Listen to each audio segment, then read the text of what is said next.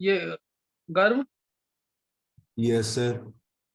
गर्व बोल, अब क्या कहते हैं, कैसे सेटिंग्स में जाके क्या था?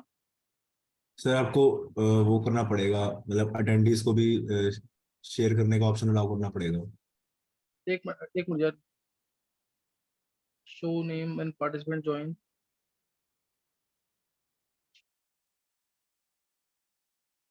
इसमें शेयर करने का तो कोई ऑप्शन आ नहीं रहा है सर। सेटिंग्स में जाकर क्या था इसमें? मीटिंग सेटिंग, चैट, सिक्योरिटी में था ना शायद। Yes sir. हाँ शेयर स्क्रीन, हाँ शेयर स्क्रीन कर दिया मैंने। शेयर स्क्रीन ही था ना? Yes sir. मैंने कर दिया, ऑन कर दिया उसको। सर अब आपको शेयर बंद करना पड़ेगा तभी मैं कर पाऊंगा। अच्छा एक मिनट, सही है। यस और सर। वो शेयर, जो अकेले केमिस्ट्री का पेपर है ना, वो शेयर करियो।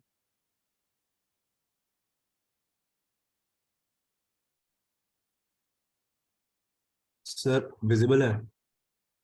एक मिनट यार, ये ध्रुव तंवर,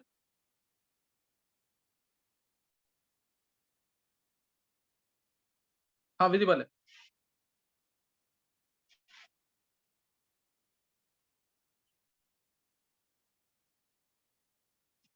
ये ऐसे कर ले क्या, हॉरिजॉन्टल में देख एक बार गर्व, क्या सर? ऐसे दिख रहा है ना सबको ये अब?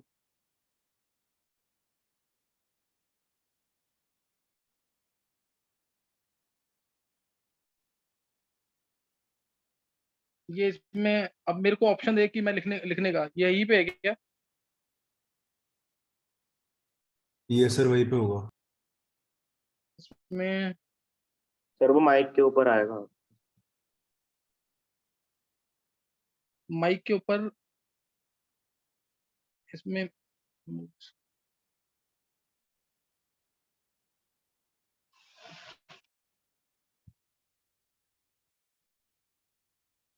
गर्व, इसमें ऑप्शन कहाँ आएगा? सर उसमें एनोटेट करके ऐसे ऑप्शन आ रहा होगा एक। वो तो उसमें आता है ना, सेटिंग्स, मोर सेटिंग्स में। नहीं सर, इसमें भी आ रहा होगा एक। सर वो माइक के ऊपर एक पेंसिल का साइन आ रहा होगा। माइक के ऊपर कहाँ पे है इसमें? सर जहाँ से अनम्यूट करते हैं, म्यूट करते हैं, वहां पे ऊपर पेंसिल एक का मिनट, साइन हाँ है। सही, हाँ सही है, सही है। हाँ ये हो गया ना? अब इसमें क्वेश्चंस विजिबल है सबको क्या?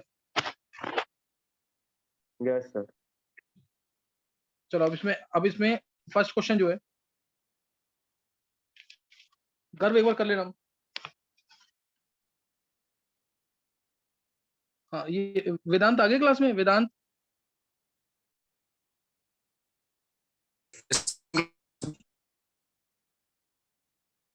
वेदांत क्लास में आ गया ना?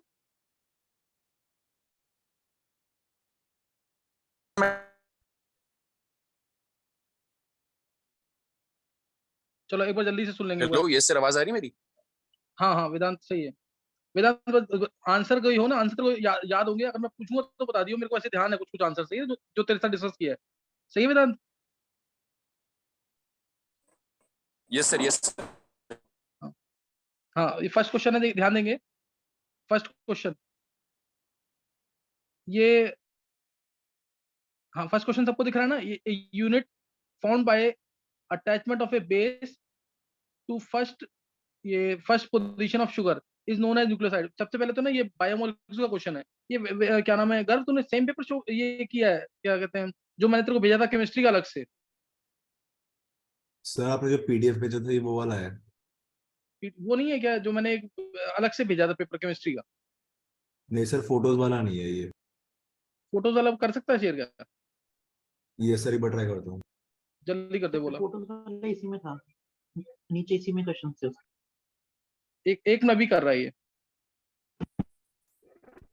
ये दो बार पे डिस्कस हुआ। एक बार बस तुम्हें सिखाना है कि ना पेपर केमिस्ट्री, इस बार जो नीट का पेपर है केमिस्ट्री का, थोड़ा सा हल्का सा दो तीन क्वेश्चन में कंफ्यूजिंग आया है, अदरवाइज पेपर सही है। सही ना? केमिस्ट्री का पेपर मतलब अगर कहें तीनों में तो केमिस्ट्री थोड़ा प्लस है, फिर फिजिक्स इजी आया इस बार, और उसके बाद बायो तो इजी आया है। फिजिक्स में एक क्वेश्चन का आंसर नहीं निकल रहा था। वो क्वेश्चन है root mean square velocity -50 degree Celsius पे है, तो 3 टाइम्स हो जाती है, किस टेम्परेचर पे होगी 3 टाइम्स, किस टेम्परेचर पे 3 टाइम्स होगी, उसका आंसर निकल नहीं पा रहा है। रूट मीन स्क्वायर वेलोसिटी का आंसर, जिसका फॉर्मूला है √3 RT/m।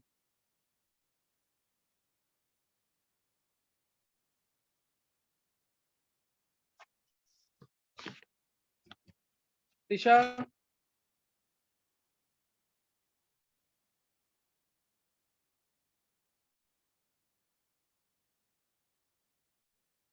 Yes sir. दिशा जो तुम्हारा वाला पेपर है ना, वही डिस्कस करूंगा मैं अभी। Okay sir.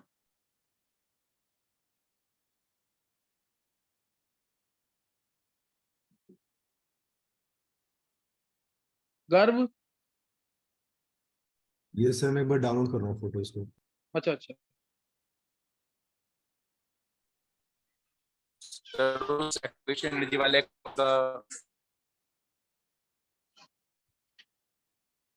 वॉइस क्लियर नहीं है, थोड़ा बोलो दोबारा से। सर मैं कह रहा था वो एक्टिवेशन एनर्जी वाला जो क्वेश्चन था वो लास्ट ने आंसर की मानी है उस बच्चे वॉइस क्लियर नहीं आ रही है, वॉइस क्लियर नहीं आ रही, मेरे से बाद में बात कर लेना।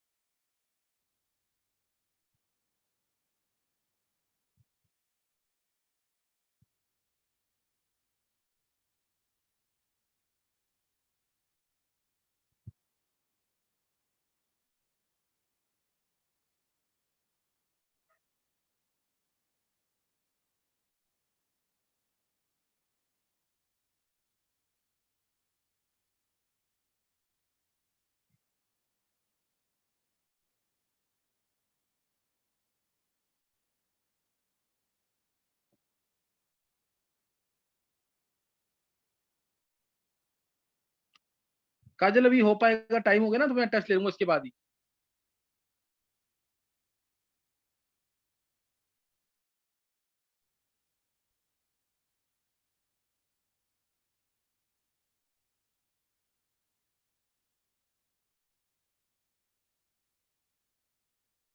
सर विजिबल है? हाँ विजिबल है, 51 से देख।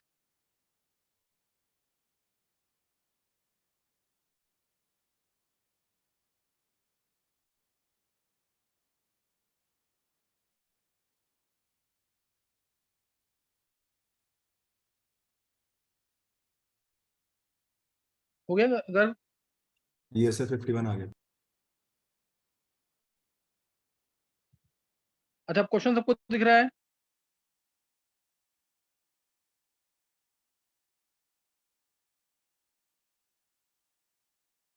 इसको थोड़ा सा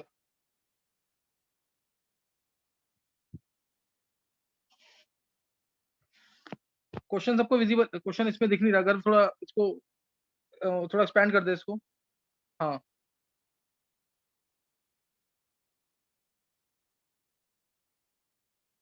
देखो पहला फर्स्ट क्वेश्चन जो है, फर्स्ट क्वेश्चन है मेटेलिक सोडियम, फर्स्ट क्वेश्चन है metallic sodium dissolves in liquid ammonia giving a deep blue solution which is paramagnetic.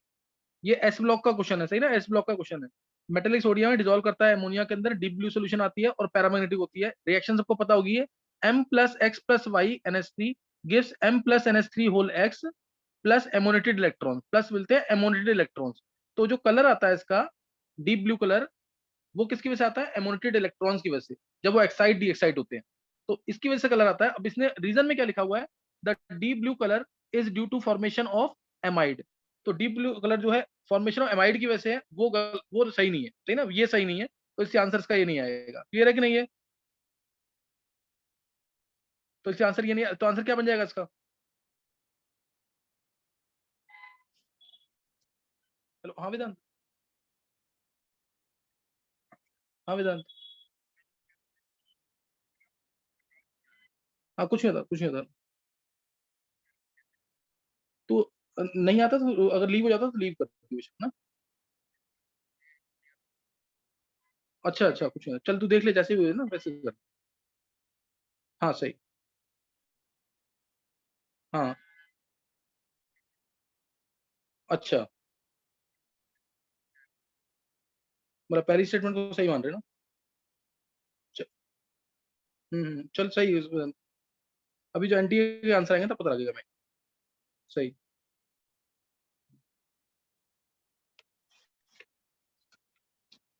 चलो अब पहला क्वेश्चन क्लियर हो गया सबको कि नहीं? ये सबको याद है कि नहीं? एस ब्लॉक का क्वेश्चन है, S block class 11 metallic sodium जो है M प्लस, रिएक्शन सबको पता होगी। अभी मैं स्टार्टिंग में क्वेश्चन थोड़ा इजी कर रहा हूँ, फिर मैं फास्ट कर दूंगा, इनको नोट करना है। जैसे M plus X plus Y ammonia, ये क्या देता है? M plus NH3 whole X plus electrons NH3 whole Y, ये आएगा। तो सही ना, ये आ जाएगा इसमें। इसका मतलब क्या है? इसका मतलब जो इलेक्ट्रॉन्स हैं इनकी वजह से कलर आता है ब्लू कलर, और इसने बोल दिया एमाइड, इसलिए पहली स्टेटमेंट इसकी सही है, सेकंड गलत है। तो A is true but R is false, यानी आंसर 2 आ जाएगा इसका। सही ना, आंसर 2 आ जाएगा। नेक्स्ट बताएंगे, नेक्स्ट क्वेश्चन देखेंगे। नेक्स्ट क्वेश्चन, इसका आंसर 2 है, आंसर नोट करते रहना। नेक्स्ट क्वेश्चन है, the conductivity of centimolar solution of KCl is 0.0201। Conductivity दे रखी है 0.02 मोलर सॉल्यूशन, 0.01 मोलर सॉल्यूशन की। सेंटीमोलर मींस 0.01 मोलर सॉल्यूशन, उसकी कंडक्टिविटी दे रखी है। ये क्वेश्चन है इलेक्ट्रोकेमिस्ट्री का। And the resistance of the cell containing the solution at 25 degree celsius is 60 ohms। Value of cell constant K is equal to CL/L लगाएंगे। K तुम्हें दे रखा है, K है 0.02, C होता है 1/R, R है 60, L/A निकालना है, डायरेक्ट मल्टीप्लाई करेंगे आंसर आ जाएगा, और इससे आंसर आ जाएगा 1.26। सॉल्व कर लेंगे, आंसर 1.26 आ जाएगा। Third question 53, for a certain reaction the rate is equal to KA²B। Rate जो KA²B है, इनिशियल कंसंट्रेशन A को कर दिया इसने ट्रिपल, A को ट्रिपल करेंगे और B को कांस्टेंट रखेंगे, तो रेट कितना हो जाएगा? 9 टाइम्स। दिख रहा है ना यहाँ पे सीधा, increase by factor of 9, answer आ जाएगा 2। 51, 52, 53, तीनों क्वेश्चन इजी है यहाँ पे। 54 क्वेश्चन, 54 क्वेश्चन में नेम रिएक्शन है डायरेक्ट, डायरेक्ट नेम रिएक्शन जिससे पढ़ी होगी उसको याद होगा। डायरेक्ट नेम रिएक्शन है 53 क्वेश्चन में। कौन सी नेम रिएक्शन है ये? कौन सी नेम रिएक्शन है? Clemmensen reduction. क्लेमेंसन रिडक्शन यानी इस पार्ट का भी CH2CH3 बन जाएगा, इस पार्ट का भी CH2CH3 बन जाएगा, तो इसका आंसर आ जाएगा फोर्थ वाला। सही ना, आंसर क्या आ जाएगा? फोर्थ वाला। चेंज कर दे एक बार गर्व।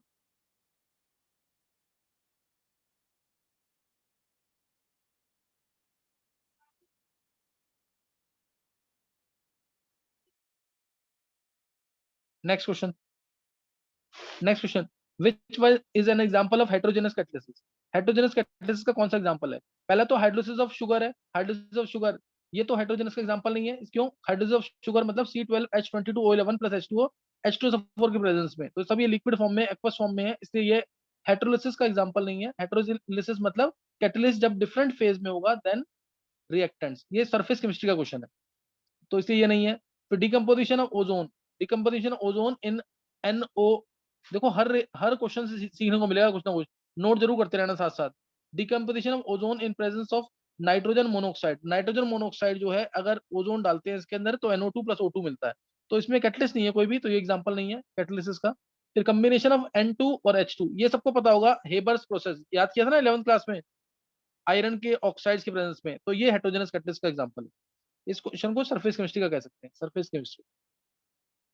फिर oxidation of sulphur dioxide into sulphur trioxide in the presence of oxides of, ये लेड चैम्बर प्रोसेस, ये लेड चैम्बर प्रोसेस है, P ब्लॉक से रिलेटेड है।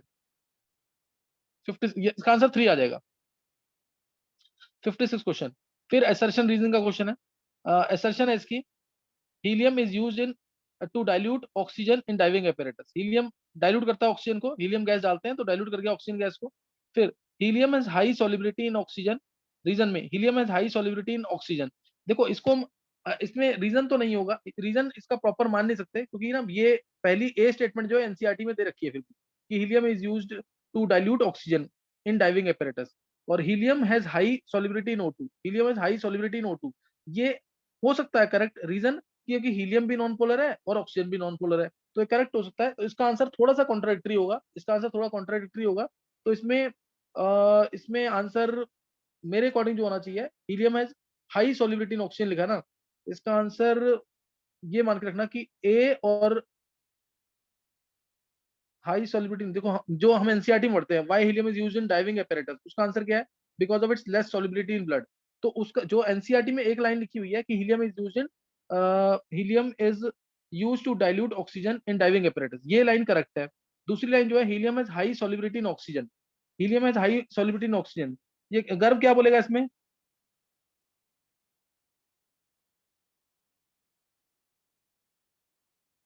सेकंड स्टेटमेंट, कोई भी तुम में से, Tisha? Sir reason not appropriate लग रहा है। रीजन में देखो, हीलियम नॉन पोलर और ऑक्सीजन नॉन पोलर, लेकिन इसने बोल दिया हाई सॉल्युबिलिटी, तो उसका मतलब उसका दोनों गैसेज है ना, गैसेज तो आपस में मिक्स होती है ना आसानी से, दोनों गैसेज हैं, दोनों आसानी से मिक्स होंगी, तो उसने वर्ड दे दिया इसको सॉल्युबिलिटी, उसने इसको वर्ड दे दिया सॉल्युबिलिटी। तो इसमें अब करेक्ट हो भी सकता है, नहीं भी हो सकता है, तो थोड़ा सा कॉन्ट्रडिक्शन में है क्वेश्चन, थोड़ा कॉन्ट्रडिक्शन है। ऐसे ना 3 या 4 क्वेश्चन आए हैं इसके अंदर, अब इसमें कोई भी आंसर वो दे देगा, तुम्हें मानना पड़ेगा इसको। अभी हमें नहीं पता ना, इसका कोई डेटा भी गिवन नहीं है, तुम चेक करोगे कोई डेटा भी गिवन नहीं है, तो ये थोड़ा कॉन्ट्रडिक्शन में मानना इसको। फर्स्ट स्टेटमेंट करेक्ट है। नेक्स्ट क्वेश्चन जो है वो सबने कर लिया होगा, कि जैसे पहला है फर्स्ट, इसमें बताना है तुम्हें, इसमें बताना है the total number of species not having 8 electrons around central atom. तो NH3 में तो 8 इलेक्ट्रॉन होते हैं सेंट्रल एटम के पास, AlCl3 में 6 इलेक्ट्रॉन्स है एल्यूमिनियम के पास, BeCl2 में 4 इलेक्ट्रॉन्स है बेरिलियम के पास, CCl4 में 8 है, PCl5 में 10 है। तो इसका आंसर आ जाएगा इसका क्या, इसका आंसर क्या आ जाएगा? AlCl3, इसका आंसर क्या आ जाएगा? AlCl3, BeCl2 और PCl5, यानी आंसर आ जाएगा इसका 3, फोर्थ ऑप्शन में 3 है। फिर next question 58, molecular orbital theory से, मॉलिक्यूलर ऑर्बिटल थ्योरी से इसका आंसर बोलो क्या आएगा? इसमें पता है तो नाइट्रोजन के लिए पूछ रहा है वो, नाइट्रोजन के लिए पूछ रहा है, तो क्या आएगा इसमें? लास्ट में 1 2 2 1 होता है, इस तरह से डायग्राम जो बनता है इसका, तुम्हें ध्यान होगा, ये डायग्राम आता है इसका,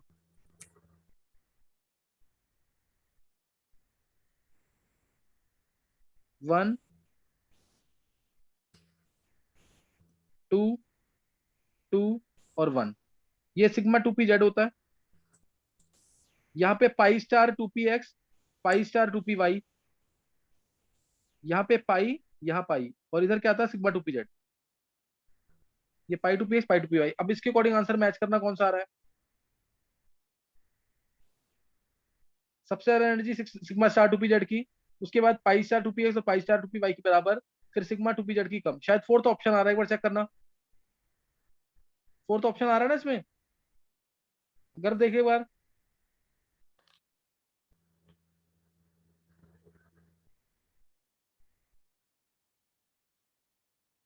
सिग्मा 1 है, सिग्मा स्टार 1 है, फोर्थ ऑप्शन में देखो, सिग्मा 1 है, सिग्मा स्टार 1 है, सिग्मा 2 है, सिग्मा स्टार 2 है, सिग्मा 2p, सॉरी पाई 2p, ये तो गलत, पाई 2p लास्ट में 1 2 1 2, सिग्मा स्टार 2 इसके बाद पाई 2px, पाई 2py, फिर सिग्मा 2pz, ये गलत दे दिया, ये फोर्थ ऑप्शन नहीं आएगा, ये नहीं आएगा फोर्थ ऑप्शन। इसमें आएगा सिग्मा स्टार 2pz, पाई सर स्टार 2px, फर्स्ट पाई वाला स्टार आएगा। 2p, हाँ फर्स्ट ऑप्शन है, फर्स्ट ऑप्शन मार्क करना, फर्स्ट ऑप्शन थोड़ा चेक करके करना है इसको, फर्स्ट ऑप्शन आ जाएगा। नेक्स्ट क्वेश्चन कर दे एक बार।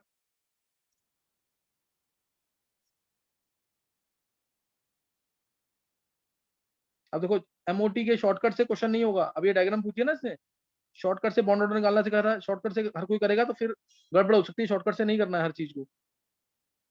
नेक्स्ट क्वेश्चन जो है, ये तो अब डायरेक्ट क्वेश्चन है, ये भी इजी क्वेश्चन है। इसमें देखो पहला क्या, कोक, कोक जो है ये कहाँ पे आएगा, क्या कैसे यूज होगा? Coke as a reducing agent, diamond जिसके अंदर कार्बन की हाइब्रिडेशन sp3, फुलेरीन्स जिसके अंदर कार्बन की हाइब्रिडेशन क्या, फुलेरीन्स या फिर केज लाइक स्ट्रक्चर मॉलिक्यूल्स भी कह सकते हो, फिर graphite use as dry lubricant. तो इससे आंसर मैच करोगे, तो ए का आया थर्ड, बी का आया फर्स्ट, तो इसका आंसर आ गया 2 वाला, आंसर 2 वाला आ जाएगा इसका। फिर the number of sigma bonds, pi bonds and lone pairs of electrons in pyridine. Pyridine में पूछे ना, देखो पाइरिडीन के स्ट्रक्चर में बता देता हूं तुम्हें, ये स्ट्रक्चर है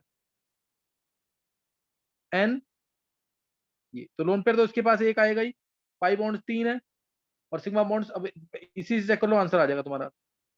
आंसर इसका 3, ये आ जाएगा 2। इजी क्वेश्चन है डायरेक्ट ये। 61 the element expected to form largest ion to achieve the nearest noble gas concentration, क्या आएगा आंसर इसका? N3 माइनस, सही ना? N3 माइनस सबसे बड़ा आयन होगा कि नहीं? सबसे बड़ा N3 माइनस, उसके बाद O2 माइनस, उसके बाद F माइनस, लीस्ट होगा सोडियम।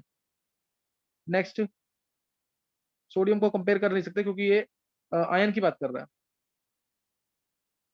Na+ तो छोटा हो जाएगा काफी।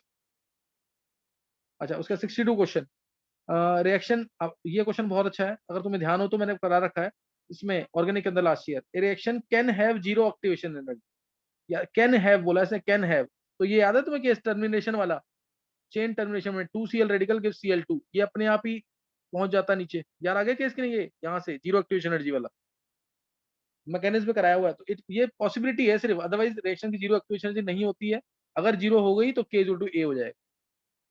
तो ये भी थोड़ा सा कॉन्ट्रडिक्शन में है question, reaction can have zero activation energy, फिर आगे तो डेफिनेशन दे रखी है minimum extra amount of energy, ये स्टेटमेंट भी सही है, ये स्टेटमेंट भी सही है, ये दोनों स्टेटमेंट सही हैं, लेकिन एक्सप्लेनेशन तो नहीं कह सकते इसको। नेक्स्ट देखना 62 का, इसका आंसर क्या आ जाएगा फिर? हाँ, ये 1 आ जाएगा, not the correct explanation. A और R both are true but not the correct explanation. कर दे गर्व आगे। फिर क्वेश्चन है ऑर्गेनिक का, ये SN1 मैकेनिज्म से रिलेटेड है, HBr डाला है तो OH हट जाएगा, H2O बाहर निकल जाएगा, प्लस आया, ये प्लस शिफ्ट कर जाएगा, शिफ्ट करने के बाद शिफ्ट जाएगा टर्शरी पे आ जाएगा, टर्शरी पे आ जाएगा और आंसर आ जाएगा इसका ये। इजी क्वेश्चन है बहुत, डायरेक्ट रीअरेंजमेंट का क्वेश्चन है, 2 ब्रोमो 2 मिथाइल ब्यूटेन आ जाएगा। नेक्स्ट,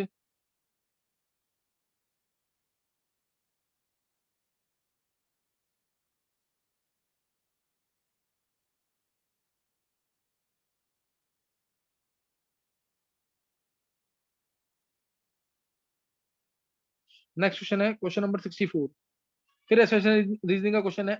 असर्शन है in equation delta G equal to minus n F E cell, delta G equal to minus n F E cell होता है और value of delta G depends on n, delta G की value N पे depend कर रही है, इसलिए अब आगे क्या दिया हुआ है, आगे क्या दिया हुआ है कि क्या कहते हैं, E cell is an intensive property, सही है, ई सेल इंटेंसिव प्रॉपर्टी होती है, and delta G is extensive property, और ये बोल ही रहा है तो दोनों करेक्ट है और करेक्ट एक्सप्लेनेशन भी है, दोनों करेक्ट है और करेक्ट एक्सप्लेनेशन है, तो फोर्थ आंसर आ जाएगा। डेल्टा जी बोला ना एन पे डिपेंड कर रहा है, इसलिए ये question direct states of matter का है और बिना उसके भी हो सकता है आसानी से।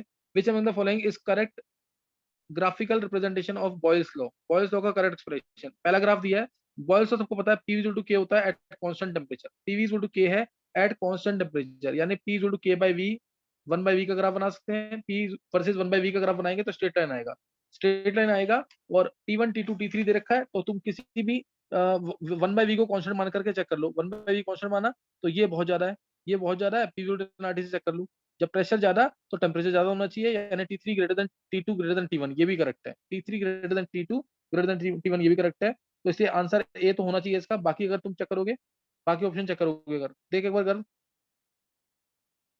बाकी ऑप्शन अगर चेक करोगे तो ये P वर्सेस 1/V का ग्राफ है, P वर्सेस 1/V का ग्राफ तो ये होगा ही नहीं, क्योंकि P वर्सेस 1/V तो स्ट्रेट लाइन होता है, तो इसलिए ये तो गलत ही हो गया सीधा।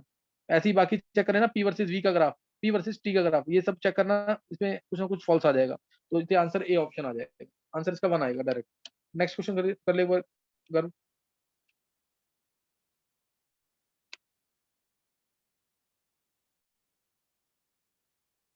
नेक्स्ट क्वेश्चन क्वालिटेटिव एनालिसिस से है, 11th क्लास से, है ना, क्वालिटेटिव एनालिसिस है, 11th क्लास का क्वेश्चन है ये। क्वेश्चन है in Lassaigne's extract of an organic compound both nitrogen and sulphur are present, दोनों नाइट्रोजन सल्फर प्रेजेंट होते हैं, तो मैंने तुम्हें बता रखा है FeSCN, क्या आता था आंसर, FeSCN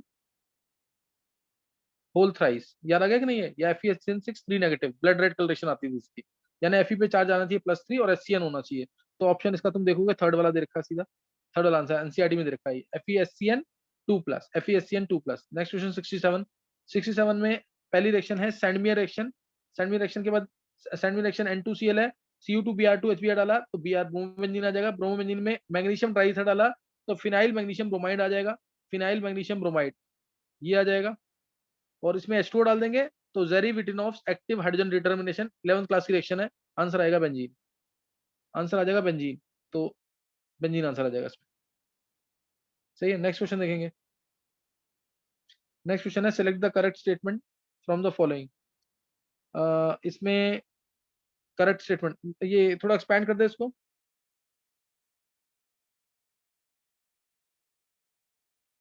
इसमें देखो correct, select the correct statement. Atoms of all elements are composed of 2 fundamental particles. All elements बोल दिया 2 फंडामेंटल पार्टिकल्स, तो 2 तो नहीं होते फंडामेंटल पार्टिकल्स, 3 आ जाएंगे इसमें, इससे गलत हो जाएगा। मास ऑफ इलेक्ट्रॉन सही है, मास ऑफ इलेक्ट्रॉन सही है। All the isotopes of given element show same chemical properties, chemical properties same होती हैं, फिजिकल प्रॉपर्टीज डिफरेंट हो सकती हैं। जैसे कार्बन 12 कार्बन 14 दोनों O2 से रिएक्ट करेंगे तो CO2 बनेगा, सही ना। लेकिन फिजिकल प्रॉपर्टीज जो कि कार्बन 14 वाला रेज एमिट करेगा, तो फिजिकल प्रॉपर्टीज डिफरेंट हो सकती हैं लेकिन केमिकल प्रॉपर्टीज क्या रहती हैं, सेम रहती है, सही है ये। फिर है protons and electrons are collectively called as nucleons, गलत है। न्यूक्लियस के अंदर जो होता है उसे न्यूक्लियस कहते हैं, यानी प्रोटॉन्स प्लस न्यूट्रॉन्स इसको कहेंगे हम न्यूक्लियॉन्स, तो ये गलत है स्टेटमेंट।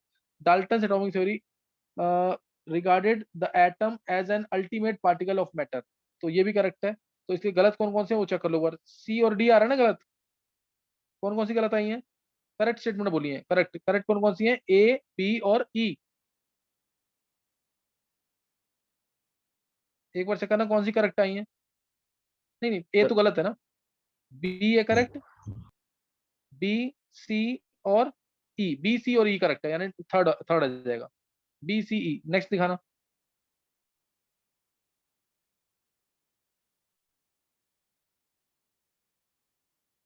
थोड़ा सा और एक्सपेंड कर दे। 69 question, 69।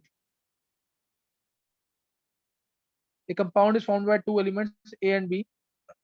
The elements form cubic close pack, cubic close pack structure बनाने A है, A occupy, B तो cubic close pack, B forms oxide cubic close pack structure, तो B cubic close pack structure में है और A occupy कर रहा है, जैसे B अगर मैं 4 मान लूं या X मान लो तुम, B X है तो A जो ऑक्यूपाई कर रहा है वो 1/3 ऑफ टेट्राहेड्रल पार्टिकल्स यानी 2x ऑक्यूपाई कर रहा है, तो आंसर आएगा A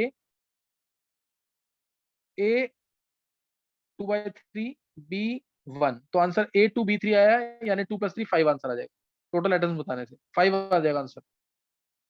उसके बाद a unit form by attachment of base to, हाँ ये तुम्हें ये बायोमोलिक्यूल्स का क्वेश्चन है, बायोमोलिक्यूल्स पढ़ रखा है तो समझ आ जाएगा। 12th वाले बच्चों ने जो मेडिकल वाले हैं उन्होंने कर रखा हुआ ये। इससे बोला a unit form by attachment of a base to one position of sugar is known as nucleoside. One position of sugar, देखो बेस किससे जुड़ा होता है, वन से जुड़ा होता है कि नहीं, बताएंगे एक बार सोच के। बेस फर्स्ट पोजीशन 11th वाले बच्चे जिनको पता होगा, बायो में पढ़ रखा होगा ये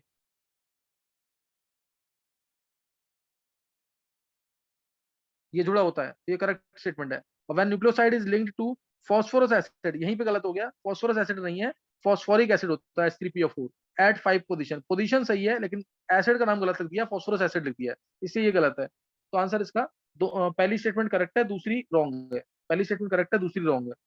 फिर है 71 क्वेश्चन, डायरेक्ट पॉलीमर से है क्वेश्चन, बोला नियोप्रीन का मोनोमर क्या होता है, तो ये पहला ही ऑप्शन है 2-chloro-buta-1,3 डाइईन, यानी one option 2-chloro-buta-1,3 diene. Next जो है, next question, taking stability as the factor which one of the following represents correct relationship. अब ये थोड़ा कॉन्ट्राडिक्शन में क्वेश्चन है, अगर तुम ध्यान से देखोगे, IN I3 और IN I बोला है, IN की +3 स्टेट है और इधर IN की +1 है, तो ये करेक्ट स्टेटमेंट है अगर ऐसे देखें तो, ये स्टेटमेंट करेक्ट है। और लास्ट थर्ड ऑप्शन देखोगे, TLI और TLI3, TL की +1 स्टेट है और TLI3 में TL की +3 स्टेट है, तो ये भी करेक्ट है, ये भी करेक्ट है। इसका मतलब आंसर जो है इसका 1 और 3 में से कोई भी हो सकता है। हाँ एक चीज और देखें तो थोड़ा कंट्राडिक्शन और बढ़ जाएगा, अगर मैं I3 इस फॉर्म में ले लूं, I3 नेगेटिव, TL I3 में TL +1 ले लें और I3 नेगेटिव, तो और दिक्कत आएगी। तो इसमें क्वेश्चन में कॉन्ट्राडिक्शन है, ये कॉन्ट्रोवर्शियल क्वेश्चन है, सही ना, तो इसको भी रहने देंगे, इनर्ट पेयर इफेक्ट से रिलेटेड है, बाकी दोस्तों गलत है ही। फिर नेक्स्ट क्वेश्चन है सम ट्रांक्विलाइजर्स, ये केमिस्ट्री एंड एवरीडे लाइफ से रिलेटेड क्वेश्चन है, एनसीईआरटी की एज इट इज लाइन पूछी हुई है, इसलिए ध्यान रखना एनसीईआरटी पढ़नी ही पढ़नी है, एनसीईआरटी का एक एक क्वेश्चन पढ़ना है, ध्यान रखना चीज का। तो इसमें क्वेश्चन है some tranquilizers are listed below, which one from the following belongs to barbiturates. Barbiturates को कौन बिलोंग करता है? ट्रांक्विलाइजर्स का एक पार्ट है बार्बिटूरेट्स, तो बार्बिटूरेट्स का एग्जांपल यहाँ पे वेरोनिल है, वेरोनिल ये एग्जांपल है इसका। तो ये एग्जांपल में याद करना है। अब जैसे वेदांत ने याद किया हुआ इसी को, कैसे किया हुआ है कि जिसके भी आगे अल लिखा हुआ है, अल, वो ये आ जाएगा बार्बिटूरेट्स। बार्बिटूरेट्स में वेलियम जो है वो ट्रांक्विलाइजर भी है, जिसके आगे अल है ना वो क्या है, एल, जिस एग्जांपल में आएगा। तो इस तरह से सारी एग्जांपल में अल दे रखा है एनसीईआरटी के अंदर, तो ये इसको याद कर लेंगे, थर्ड आ जाएगा आंसर। फिर which in the following statements are not correct, not correct बोला हुआ इसके अंदर, सही ना, नॉट करेक्ट बोला हुआ है। तो देखेंगे पहली स्टेटमेंट क्या है, first statement, hydrogen is used to reduce heavy metal oxides of to metals. ये हाइड्रोजन चैप्टर का क्वेश्चन है, सही ना, हाइड्रोजन चैप्टर का क्वेश्चन है ये, तो ये करेक्ट है। जैसे CuO plus H2 gives Cu plus H2, ये करेक्ट स्टेटमेंट है, CuO plus H2 gives Cu plus H2O। तो एग्जांपल लिया मैंने एक, heavy water is used to study reaction mechanism, बिल्कुल सही है। हैवी वाटर के अंदर क्या होता है, ड्यूटेरियम होता है, तो ड्यूटेरियम के थ्रू हम स्टडी करते हैं। फिर अगला है hydrogen is used to make saturated fats from oil, ये भी सही है, हाइड्रोजन चैप्टर का क्वेश्चन है पूरा, ये वनस्पति घी वगैरह जो बनता है, ये बिल्कुल करेक्ट स्टेटमेंट है। और उसके बाद आ गया the H bond distribution energy is lowest, ये तो तुम्हें पता है, सिंगल एलिमेंट के लिए, सेम एलिमेंट के लिए एच की बॉन्ड एनर्जी सबसे ज्यादा 435 किलो जूल पर मोल, है ना, 435 किलो जूल पर मोल। बॉन्ड तोड़ने के लिए 5000 केल्विन का टेम्परेचर देना पड़ता है, तो ये स्टेटमेंट लोएस्ट नहीं हाईएस्ट है। फिर लास्ट है hydrogen reduces oxides of metals that are more active than iron, ये गलत है, उल्टा बोल दिया इसने, that are less active than iron, है ना, hydrogen reduces oxides of those metal which are less active than iron. इसलिए अब इसमें ना choose the most appropriate answer, तो आंसर आएगा डी और ई इनकरेक्ट थे, तो ये मार्क करना है, डी और ई, यानी आंसर आ गया 2, आंसर 2 आ जाएगा, डी और ई। क्लियर है कि नहीं? ये अभी हमने क्वेश्चन डिस्कस कर लिया 73, 27 क्वेश्चन और है, वो भी डिस्कस करेंगे। एक बार रिजॉइन करना, एक बार रिजॉइन करना है।